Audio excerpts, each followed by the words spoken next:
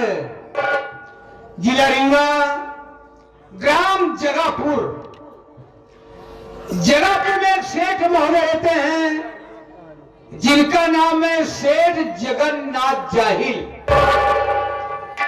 सेठ जगन्नाथ जाहिल जी आ रहे हैं।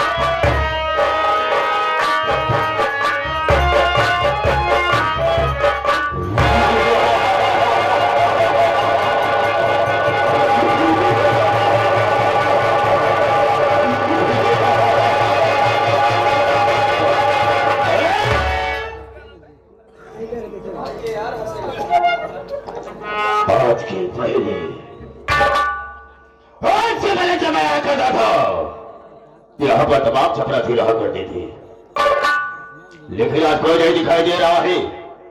और आज हम देखना चाहेंगे कितने ठूठी करके पैसा लेते हैं और कितने ससुरे अपने घर में सौ करके पैसा लेते हैं। आओ आओ बरखुरदार,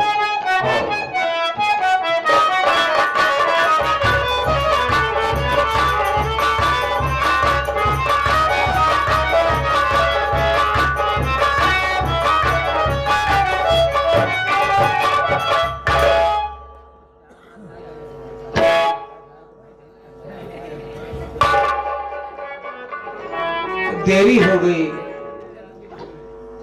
आप साहब पहले से आके विराजमान हो गए हैं। बहुत डर लगा था बाबू, ये बहुत खूंखार आदमी बातें मानो गोली चार्ज कर दिया था। हमका कभी दाई मार डाय से भाई, कईयों मरतबा हम मर चुका है। फर्क कितना रहा जब मर गई, जब भगवान किए जाए ना हुआ जो भगवान आए हमारे संपर्क की निकल जाए, पहले हमारे उनके न्योता हकारी हो। लेकिन तनिक तनिक बाद टिन्न पुनः हमारा दुआरा ही छोड़ दे। लेकिन मानदान हमारा उतना ही बना बा, अगर भूले भड़के कभी दुआरे पहुंच जाई थी ना तो छूछ लोटा पानी लेके जरूर दौड़े थे। मिलब देखा का हो था। सितारे हिंद का रुतबा सरकार को वाला हमेशा खुश नजर बख्शे, मेहरबानी का ताला। ना चीज गुलाम वफादारी सबक सीखा है, ये हाथ है जिससे आपका नमक खाया है। क्या हुमुक है सरकार, भागे तो सीखिए तो ये कदम पे गोलियां, दो कदम पे दो गोलियां, तीन कदम पे आपको बौछार कर दूंगा।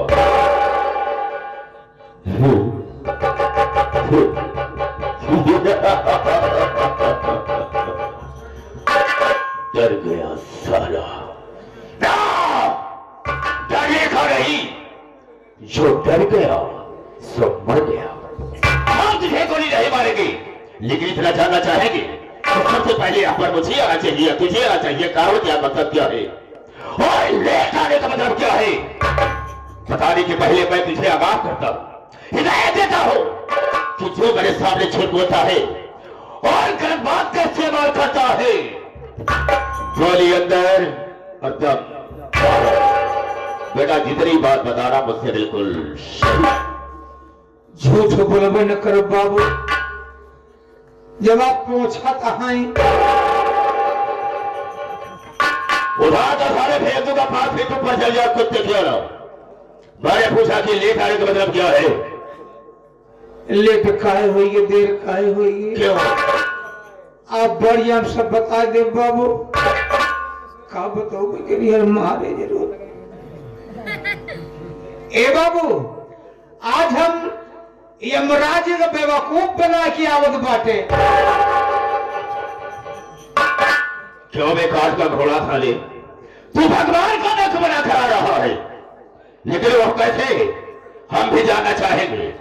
आप बढ़िया सब बात बता दे बाबू। बाबू ये मृतलोक है। ए मृतलोक में आदमी को शंकर जी का पूजा पाठ करल बा, के विष्णु भगवान का पूजा पड़ल बा। कहने का मतलब नाना प्रकार के देवी देवता की पूजा अर्चनाएं हो रही हैं। हमका पूजा पाठ न करब। अगर हमका तपस्या करेगी बा तो हम यमराज की तपस्या करब। यमराज का तपस्या करे खातिर बाबू जंगल में भाग गए। जंगल में पहुंचे बाबू, हम खड़ा होकर लागे करे तपस्या। आप क्यों बुझाता है? दर्शन नहीं मिला हमका, आप क्या करी? हम तुरंत ओलर ही गए। लेटे लेटे ढेर दिन करे बाबू, तपस्या कुछ नहीं, दर्शन नहीं मिला हमका। आप कौन जुगत लगाई? उठ के बैठ के बाबू, उकरू मुकरू बैठ के हम जल्दी जल्दी करेंगे। सब गसाने इधर से मारता हो, लेकिन इसे बट की तरफ से मारूंगा तो खुद पड़ेगा, ढक्कन खुद कर बाहर नहीं जाएगा। क्या खले लगा रे? तपस्या तो नाम क्यों नहीं था? जैसे ले चाहे खड़ा होइए। आगे बोल। यमराज हमरे तपस्या में खुशी हुई है। फरसा बचाई के भैंसा हाथे में लई के। तेरा दिमाग थोड़ी खराब हो गया? भैंसे कैसे कर और फरसे को हाथ में लेकर चले आए। हाथ में लेके चले आए। उसके बाद क्या हुआ? हमरे लगे पहुंचे, आउते मैंने आप दुइनो खोल दी। वो क्या रे? अखिया खोलते मन हमार दर्शन, उनके दर्शन हम ले ली। बोले बेटा, हे बेटा मांग ले बेटा, मांग ले बेटा, मांग ले। दिमाग खराब हो जाएगा। बेटा बेटा में यमराज हमका कहन बाबू आप कम नहीं काज बाटे। तो इशारा नहीं चल क्यों करता है? अरे तो दुइये ने कहा कराई जाई। अच्छा बोल साले बोल। बेटा यमराज जी हमका कहा कहा? मांग ले बेटा मांग ले, हमका कुछ न मांगा। बोले हमारी तपस्या के तो को मांगना पड़ेगा। हमका ठीक है मांगब, 3 चीज मांगब। अपने खातिर ना मांगा, सब तोहरा खातिर मांगब। यमराज हंसे लगे, कहे सब भगत देखबे न भाई, जौन भगत हमारे खातिर मांगे। बोले ठीक तो हमारे वास्ते मांग ले, मौका पाए मांग ले बाबू। हमके अगर आप खुशी हैं तो तोरे भैंसा वाली सिंह जो खाली हो के आपस में एक ही हो ही जाए। कहते मान बाबू, इतनी मोट सिंह इतनी बड़ी भैंसों के बीचों बीच खोपड़िया रखी हो तो गई। बोले दूसरा बता हमका मांगब, कहे मांग। हमके अगर आप खुशी हैं तो आज आप इस सिंह के ऊपर बैठ जाए। यमराज हक बकाई सिंह पे कैसे बैठे, लेकिन हारी बजंजाल फंसा बनिया का करे, सौदा करे। यमराज पता नहीं का सोचे बाबू। वही सिंह पर जाए के ऐसे हच से बैठे तो हिसाब किताब बदलैला, हाथन जी भी निकली आवलिया। कोई पहले छटपटा तक रे गा गा गा गा गा गा गा गा गा गा गा। कोई कहता है मांग मांग, तीसरा मांग। हम कहे मगबे करब, का कहूँ जात है का? कहन जात नहीं जात बा। मांग ली। आके अगर आप खुशी हैं तो तोरे भैंसा वाली सिंह जैसे रही वैसे फिर हो जाए। लाग सिंह अलग हो लागे चाचा फैला बड़े बड़ा बदतमीज बे सुअर की औलाद कहीं नालायक इडियट भाग रे भाग साले। जब कह भाग साले इतने में मोर आँखिए खुल बाबे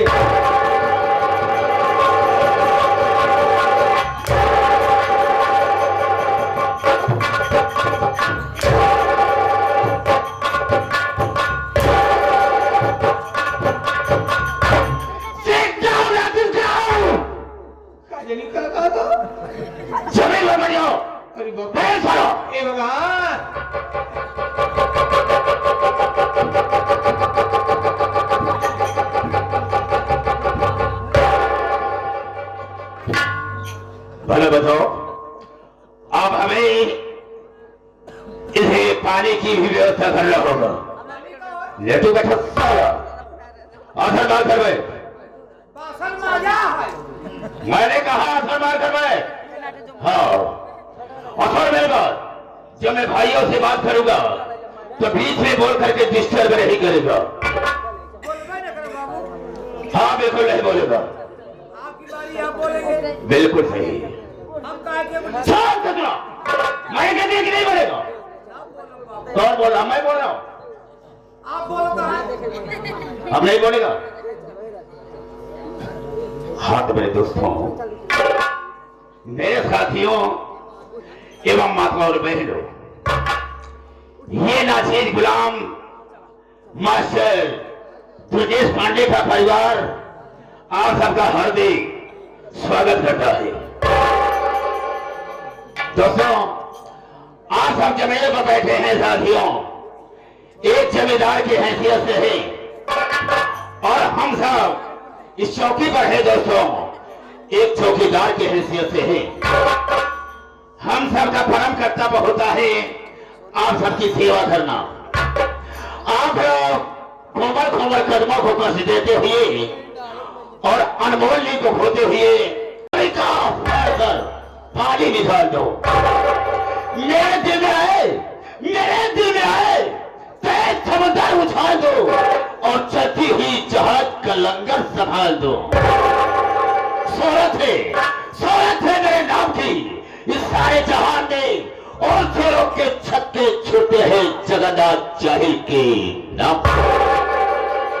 ये जगन्नाथ जाहिल 420 फुट 20 हेलो मिस्टर। देखो आप सबसे पहले नाम बता लिया, लेकिन मेरा ठिकाना कहाँ है, मैं रहने वाला कहाँ का। राम साहब खड़े हो जाओ। हाँ तो दोस्तों जिला रीवा ग्राम जगापुर का रहने वाला साथियों, आज की रात ये भिखारीपुर नहीं होगा, ये भिखारीपुर नहीं होगा बल्कि होगा जगापुर। और मुझसे मतलब होगा तो सिर्फ जगापुर के लोगों से, यहाँ के लोगों से मेरा कोई वास्ता नहीं, कोई मतलब नहीं होगा।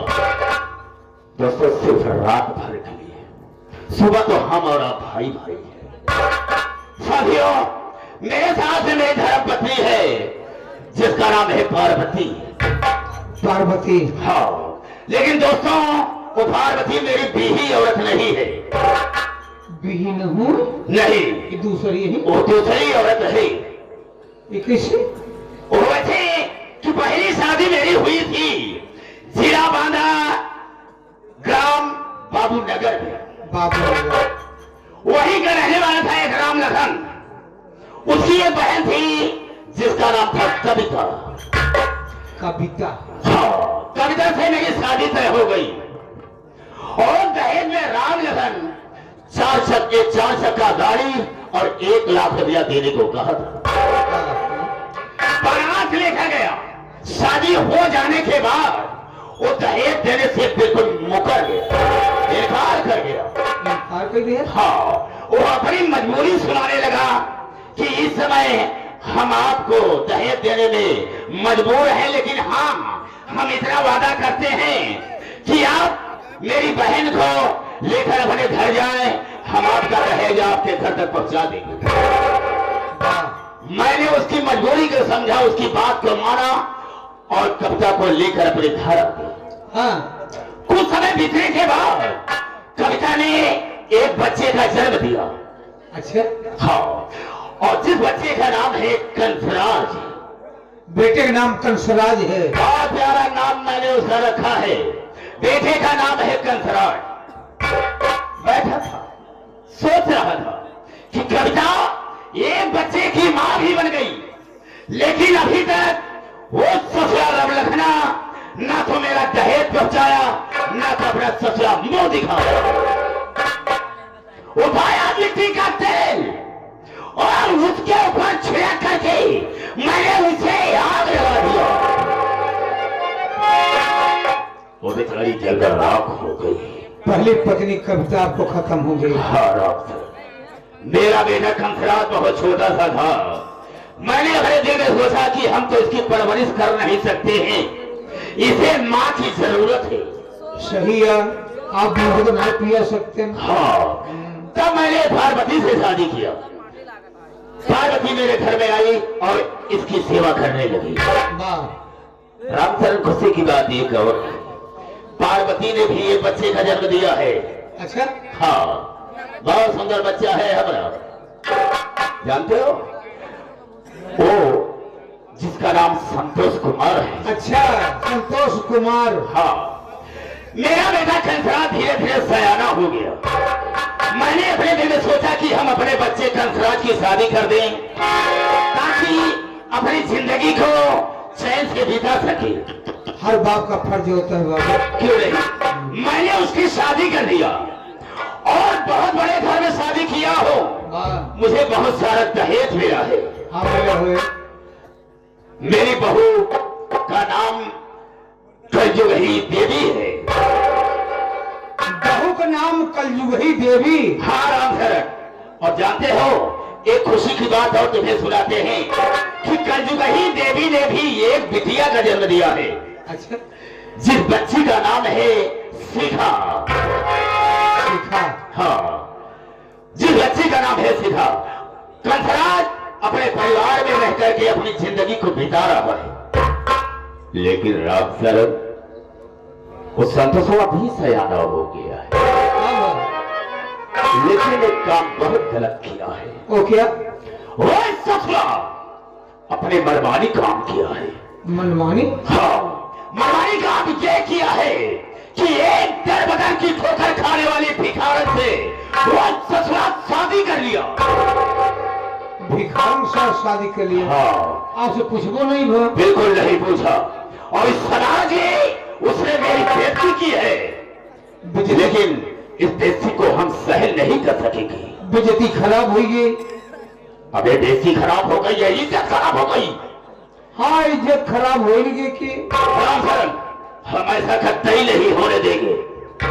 हम बिल्कुल नहीं होने देंगे।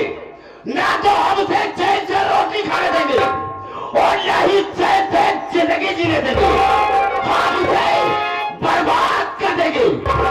ये रहा जगन्नाथ जाहिर का